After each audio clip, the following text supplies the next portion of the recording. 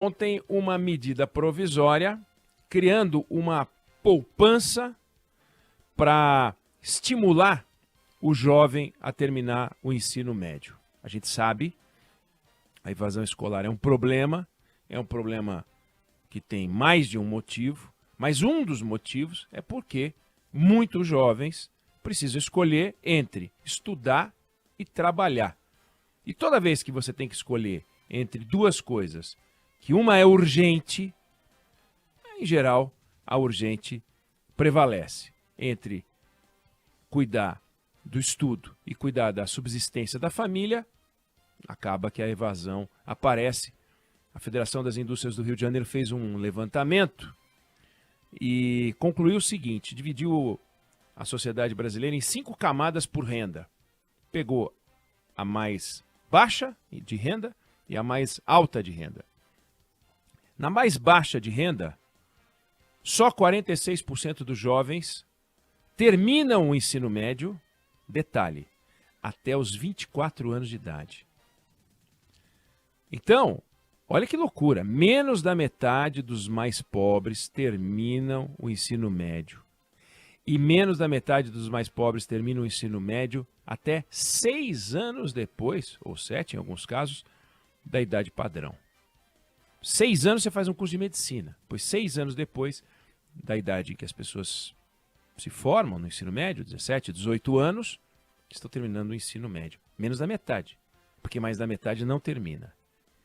Aí pega, eu disse que a federação dividiu a sociedade em 5 camadas, pega a mais rica, a quinta, um quinto mais rico. 94% terminam o ensino médio. Então, faz as contas. Pega 100 jovens entre os mais pobres, 100 jovens entre os mais ricos.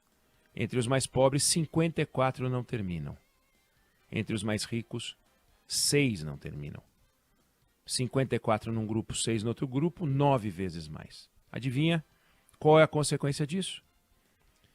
Renda mais baixa, horizonte mais baixo, e aí o governo resolveu falar, vamos atacar essa evasão fazendo uma poupança, vão criar um fundo, esse fundo vai ser administrado pela Caixa, o jovem vai receber o dinheiro numa conta, não bota a mão na grana, tem que passar de ano, tem que se matricular no ano seguinte, tem que fazer o Enem, e aí recebe, depois de um tempo, o dinheiro da poupança. É de se perguntar se vai funcionar, não vai funcionar, é uma forma de atacar, não vai pagar para ele estudar, não é uma troca, afinal é um direito estudar, não é uma troca, o governo dá um dinheiro para o camarada estudar, não, é um estímulo. Vamos ver se isso funciona. Agora, vem para reduzir a evasão? Tomara que reduza.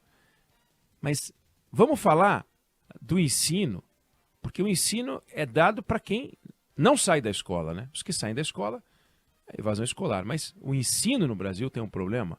O ensino dado a quem fica nas aulas.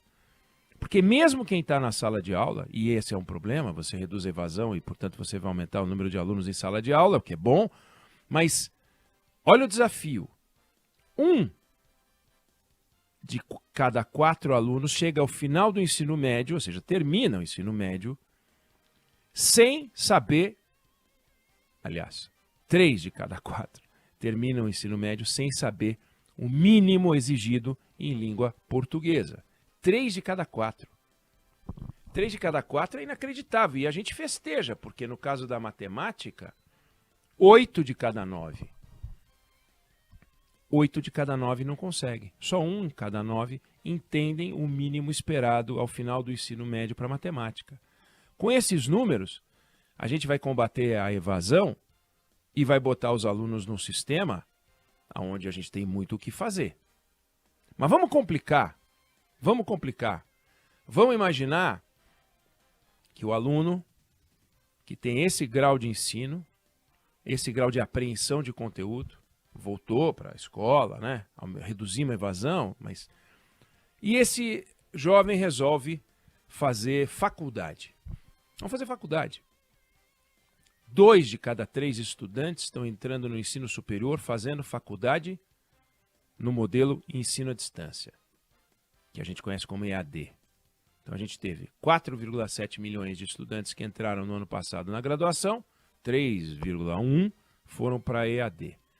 Então administração de empresas por EAD, direito por EAD, contabilidade por EAD. Agora, pega o caso de licenciatura, que são os professores do amanhã. São os professores do seu filho de amanhã, dos seus netos amanhã. Quantos por cento dos alunos estão estudando, a turma de licenciatura, estudando ensino à distância? Dos 650 mil alunos que entraram em licenciatura numa faculdade particular, 94% EAD. 94% é tudo, né? Quase. 94% EAD. Agora, você imagina você virar piloto de Fórmula 1 por EAD, você virar astronauta por EAD, piloto de avião por EAD, professor por EAD. Professor não é teoria, não é ficar decorando os conteúdos que são passados, é experiência, é contato pessoal, é presencial. Presencial. Professor tem desafios, vai ter que enfrentar o bullying, vai ter que saber como lidar com a garotada, vai ter que ter experiência com gente, e ele fica atrás de um computador, em casa ou num celular, pegando os conteúdos. Resultado, o nível vai baixando. A qualidade do professor, não só técnica de conhecimento de conteúdo, mas também a experiência.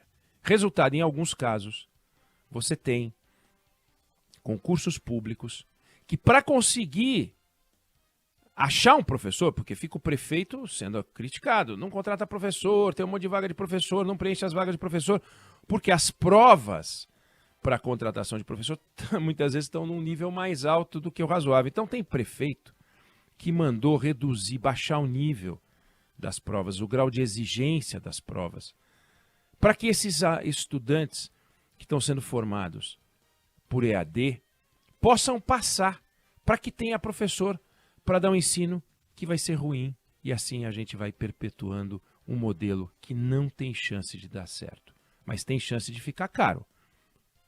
Caro porque o dinheiro sai e caro porque o Brasil vai empobrecendo culturalmente, o Brasil vai empobrecendo no campo da educação e vai empobrecendo de verdade no PIB. E o EAD já está até reescrevendo um velho ditado que dizia que o melhor negócio do mundo era um banco bem administrado. E o segundo melhor negócio do mundo era um banco mal administrado. A gente já está vendo que o melhor negócio do mundo talvez seja uma faculdade bem administrada, por EAD. E o segundo melhor negócio do mundo talvez seja uma faculdade EAD mal administrada. Tem curso de EAD cobrando primeira mensalidade R$ 9,90. E depois vai para 90, 100, 120. Como é que é possível passar conteúdo por R$ 190, R$ 150 por mês?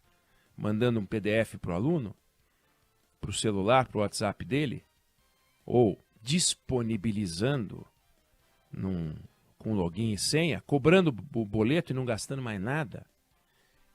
Pilantragem. Pilantragem com a chancela do governo. Pilantragem com a chancela do Ministério da Educação. Pilantragem porque não estão ensinando o razoável para ensinar. E com a chancela porque eles têm autorização de funcionamento, eles têm o poder de dar um certificado, um diploma, dizendo que aquele estudante é um professor, que aquele estudante é um bacharel. O que é um escândalo. É um escândalo. E o Ministério da Educação, que agora fala em controlar a evasão, é fundamental, o Ministério da Educação tem que fechar, não é só controlar e impedir a abertura de novos cursos, não. Tem que fechar essas faculdades pilantras, salafrários, que dizem que democratizam o ensino, o que seria verdade se ensinassem com qualidade, há exceção, mas não há nada ligado à democracia nisso. É um crime que tem que ser enfrentado. Talvez fosse assunto para o Ministério da Justiça. Talvez fosse um assunto para a Polícia Federal.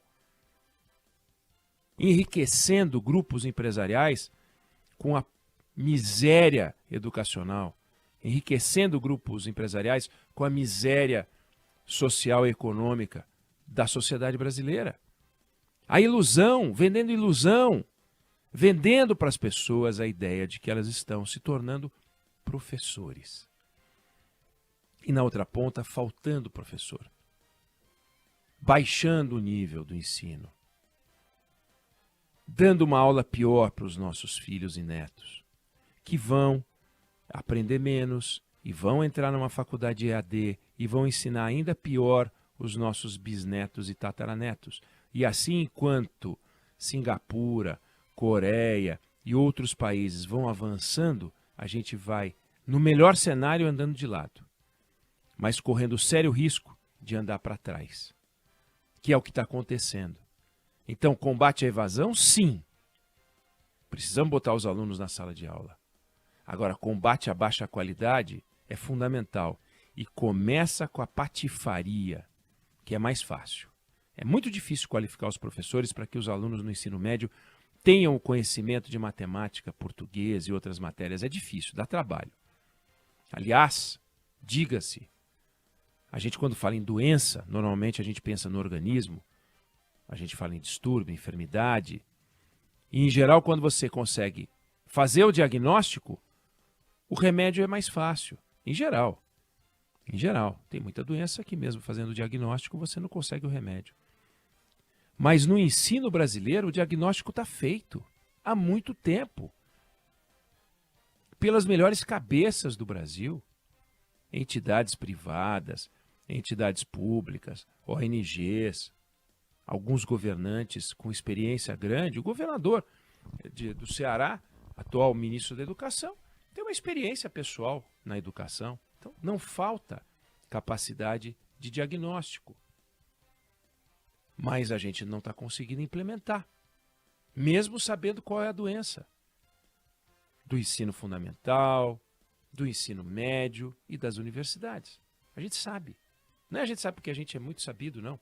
A gente sabe porque o diagnóstico é simples. Basta ver os sintomas de uma sociedade que não aprende, de uma sociedade que não avança.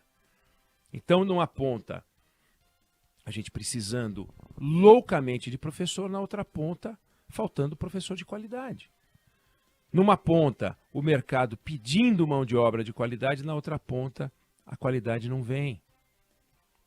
E aí vai complicando, e vai complicando, e vai complicando. Esse cenário precisa ser enfrentado com muita seriedade. Aqui não tem conversa de direita e esquerda, aqui não pode ter conversa de ideologia, não existe matemática de esquerda e de direita, não existe ensino de português de direita e esquerda. Os que querem ideologizar, que se matem no boteco. Mas aqui é coisa muito séria e a gente está brincando com algo que não pode ser tomado como engraçado. Eu não sei se você concorda ou discorda, mas essa é a opinião que eu tenho sobre o assunto.